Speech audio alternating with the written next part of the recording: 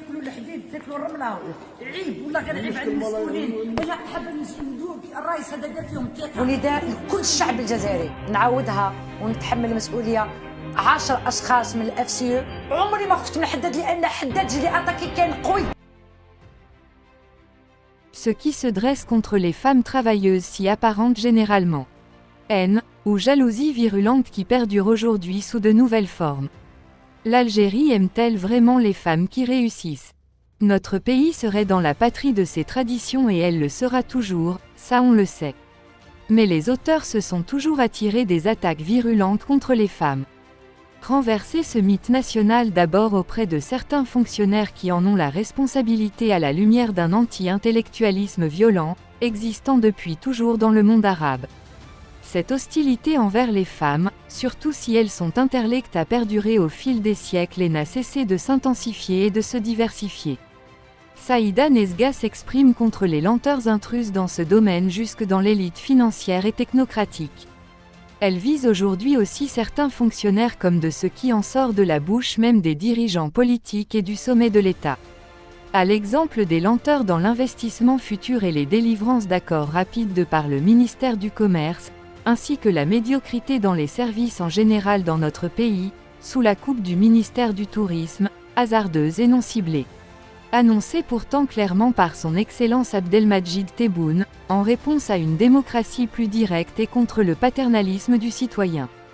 Qui sont ces femmes intellectuelles? Et qu'est-ce qui leur est reproché? Fondée sur l'exemple entre celles qui travaillent essentiellement de leurs mains ou celles qui travaillent, avec leur tête. Avant même le sommet égyptien, en compagnie directe avec Mister le Président Sisi, les mauvaises langues contribuent à cantonner contre cette femme et dans ses engagements au nom de compétences spécifiques pour des valeurs universelles. La figure de cette femme se confond avec celle du rhéteur qui a un rapport privilégié à la parole, et celle du notable ou du bourgeois. Tout et son contraire sont alors reprochés à Mrs Negza, de soutenir le pouvoir, de subvertir les lenteurs administratives, d'être trop patriote et aveuglé par son nationalisme ou d'être trop universel. Depuis les années 1970, les projets économiques de Mrs Nesga donnent une grande place à l'économie et à la pédagogie. Certaines élites politiques s'octroient alors le privilège de former et de guider le peuple, ce qui a déjà suscité une hostilité à l'égard de cette dame fonceuse, qui refuse un paternalisme doublé d'une volonté d'auto-émancipation. Ce phénomène s'intensifie à la fin des années 2000, au moment du débat sur la place du Nissaba pseudo-intellectuel dans les rouages de l'État.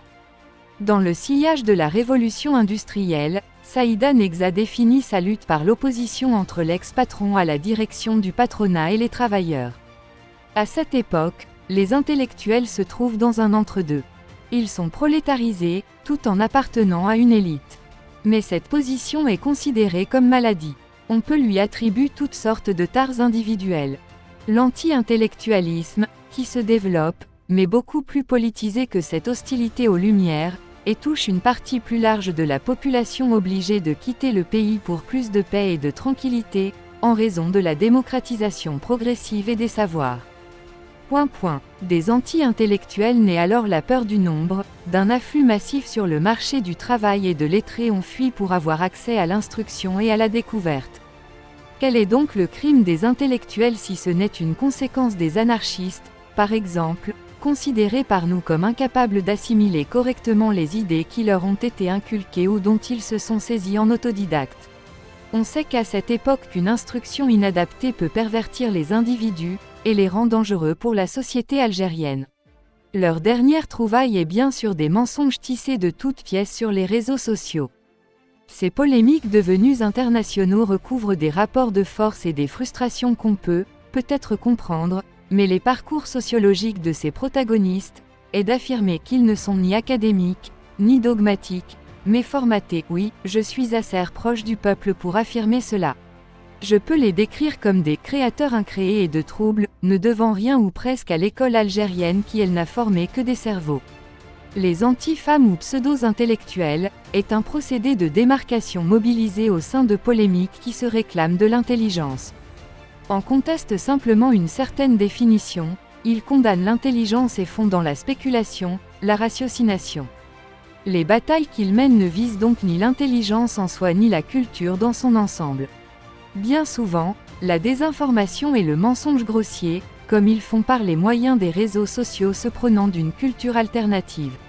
Alors que cette dernière est presque impossible à mettre en place sans se référer à la vérité et au respect des hommes politiques algériens, égyptiens ou autres qu'ils soient femmes ou hommes. En Égypte, j'ai déposé un rapport qui découle d'un atelier de 2 jours organisé par le Forum de politique publique et économique sous le patronage du président de la République égyptienne Mr Sisi au début de ce mois de novembre. Il présente une analyse de la situation au but d'attirer une relation économique sérieuse, particulièrement en ce qui a trait aux relations entre les grandes entreprises de plateforme, leur public et la démocratie. En tant que présidente du patronat africain, le rapport propose une série de pistes politiques au gouvernement qui doivent faire face à l'émergence rapide de menaces sur l'industrie et l'alimentation ainsi que du numérique contre les institutions démocratiques et la cohésion sociale.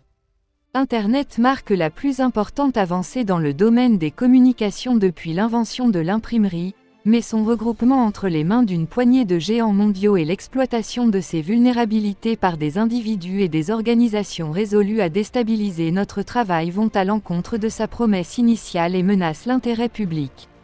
Ce rapport et les pistes qu'il propose représentent une première tentative pour aider les décideurs politiques à comparer des réponses stratégiques possibles destinées à faire en sorte qu'Internet reste une force qui informe et relie. Et je remercie le ciel que ce travail a été couronné de succès. Le menu des mesures politiques déposées contenait 1. Restauration de la confiance et de l'intégrité informationnelle.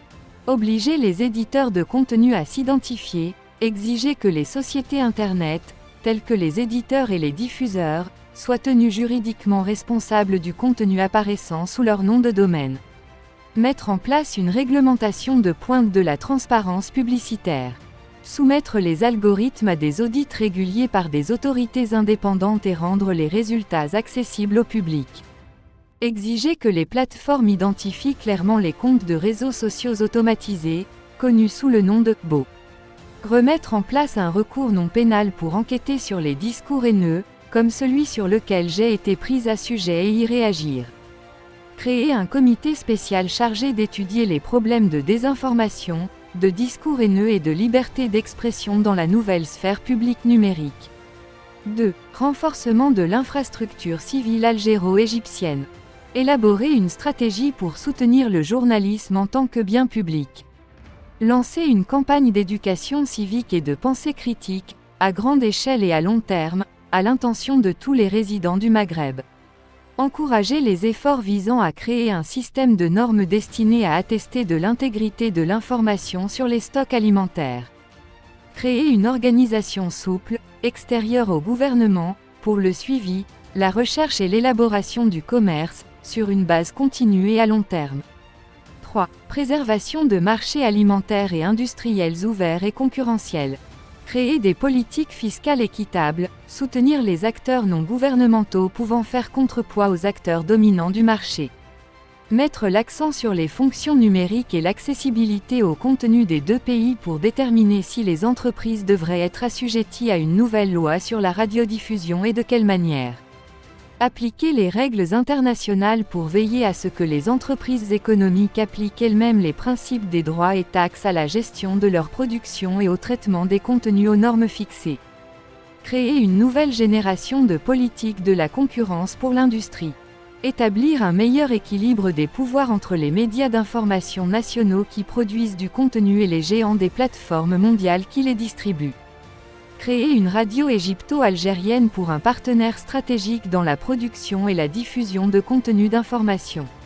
Enfin et pour terminer, donner aux particuliers des droits beaucoup plus étendus sur l'utilisation, la mobilité et la monétisation de leurs données. Encourager les banques de données anonymisées qui produisent des biens économiques et sociaux. Voilà donc le travail dont je fus la cible d'une attaque ridicule par les haineux sur YouTube. Saïda Negza.